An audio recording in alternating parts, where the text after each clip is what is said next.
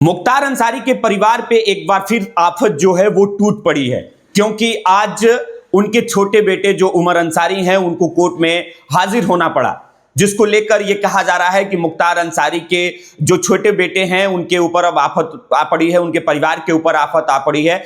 सिर्फ उनके छोटे बेटे ही नहीं बल्कि जो विधायक हैं मऊ सीट से, उनके मुख्तार अंसारी के बड़े बेटे अब्बास अंसारी, उनके ऊपर भी आफत आ पड़ी है। और इसी मामले को लेकर उनके जो छोटे भाई हैं, अब्बास अंसारी के छोटे भाई और मुख्तार अंसारी के छोटे बेटे, आज वो मऊ के स्थानीय कोर्ट में, एमपी एमएलए कोर्ट में उनको हाजिर होना था। अब चलिए पूरी हम आपको खबर बताते हैं, उस चीज पे बातचीत कर लेते हैं जिसके वजह से मुख्तार अंसारी के छोटे बेटे उमर अंसारी को आज कोर्ट में हाजिर होना पड़ा।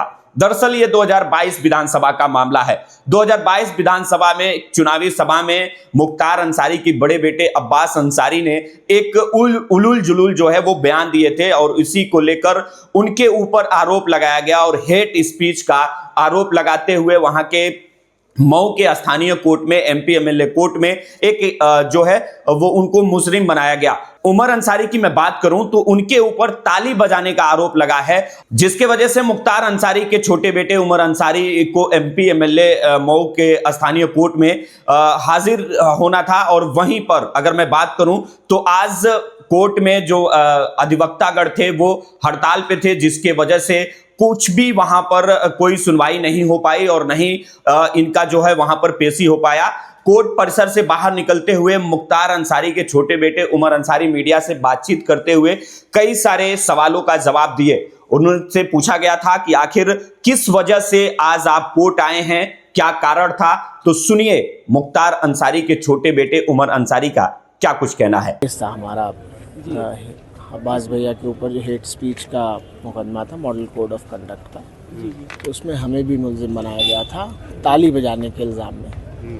तो ताली बजाने के इल्ज़ाम में पेश हुए थे, लेकिन आज कॉन्डोलेंस था तो कुछ हुआ नहीं, डेट पड़ गई। क्या हाल है सदर विधायक अब्बास अंसारी जी? स्वस्थ है, ठीक है। ठीक है। हाँ, संभल वाले घटना को लेकर क्या कहेंगे? उस पे तो सब नेताओं की, बड़े बड़े नेताओं की प्रक्रिया आ गई। और देखिए वो तो बिल्कुल वाज़े है और साफ तौर पर दिख रहा है कि किस तरह से सरकार का और पुलिस का फेलियर था।